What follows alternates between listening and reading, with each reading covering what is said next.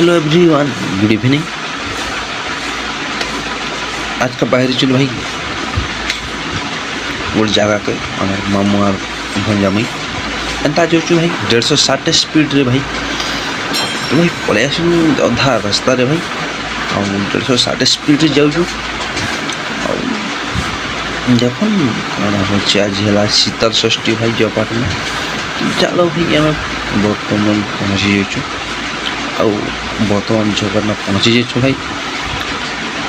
भितर पशु आपको देखे अलरेडी मंदिर पाखे पलि आसु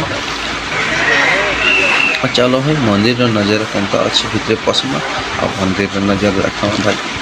इटा मंदिर नज़र भितर अच्छे शिव भगवान इन पूजा पाचन आ पार्वती सहित आज मेरेज अच्छे बाहर के पलि जो खाना खेवाले इतने लोग यूज हो गला कथ आ नेक्स्ट भिडियो मिलवा भाई जय।